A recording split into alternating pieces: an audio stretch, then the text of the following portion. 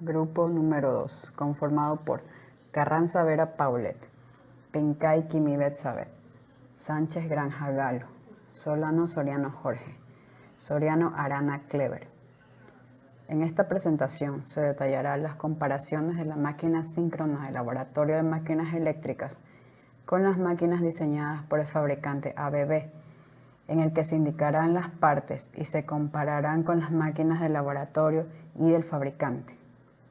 Luego se explicará la velocidad de operación nominal, al cual trabaja en función de par de polos, así también como el sistema de excitación de dichas máquinas.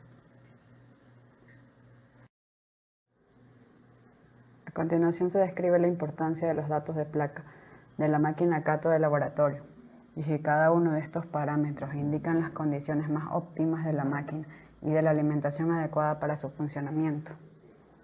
Estos datos de placa indican la capacidad de los motores cuando están operando a plena carga. Y esto es de gran importancia, puesto que al sobrepasar estos parámetros, la vida útil del motor se ve afectada.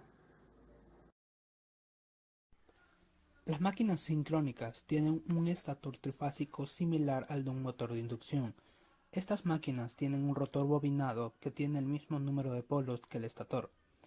El rotor puede ser de polos lisos o polos salientes, debido a que en el laboratorio de maquinaria eléctrica se dispone únicamente del rotor de polos salientes que se encuentra en la máquina Cato.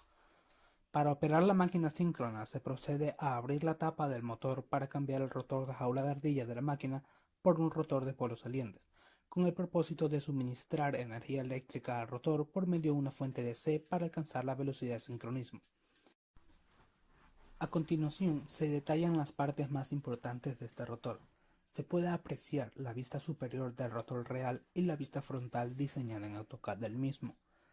El rotor de polos salientes está conformado por el ventilador, el cual sirve para disipar el calor que se produce en el interior de la máquina, los polos con jaula de amortiguamiento, los devanados de polo que se encarga de generar el campo magnético giratorio del rotor, el platillo frontal, el colector por donde se suministra la energía eléctrica del rotor, los anillos rozantes y el eje del rotor.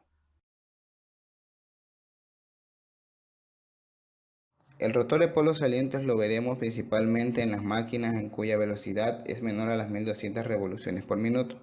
Asimismo, diremos que las máquinas de mayor velocidad son aquellas en las cuales en su rotor poseen de 4 y 6 polos, entre 1800 y 1200 revoluciones por minuto. Tiene rotores sólidos con polos integrados hechos de una sola pieza de forja de acero. Una placa de polo sólido es unido al polo y este diseño tiene buena sobrecarga, capacidad y bajo armónico.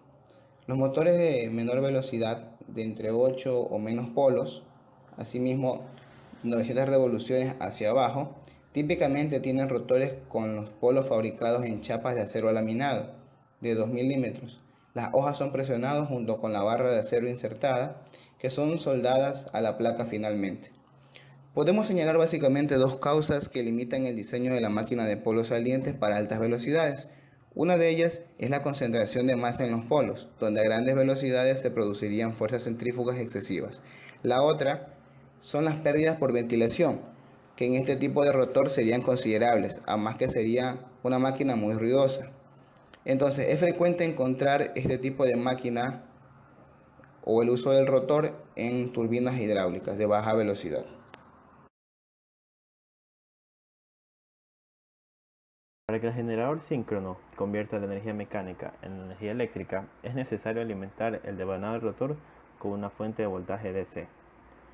Para la operación como generador, esta fuente puede ser externa o se utiliza el método de excitación mediante el uso de generador sin escobillas.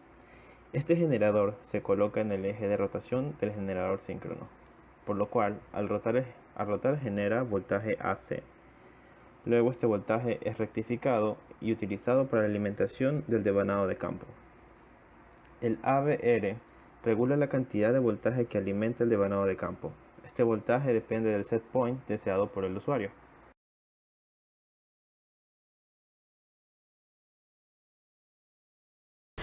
Las máquinas CATOS tienen versatilidad en su uso, ya que pueden ser empleadas como máquinas de inducción o como máquinas síncronas, dependiendo del rotor que se use, en este caso polos salientes.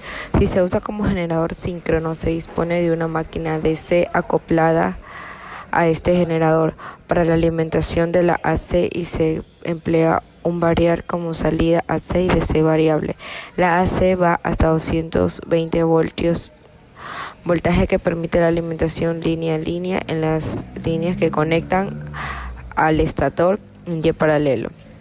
Si se emplea como máquina síncrona, se posee un arrancador, el cual consta básicamente de una bobina de alimentación al motor y de un relé temporizador, el cual ya está seteado, que permite el cambio de inducción a síncrono cuando se encuentra el punto de operación idóneo muy cercano a la velocidad de sincronismo.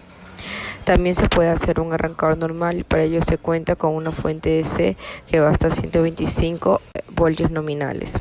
La alimentación DC se emplea en la máquina DC y se usa en las diferentes excitaciones: shunt, serie y compuesto, corto y largo, aditiva y sustractiva, y la más empleada es la compuesta larga aditiva.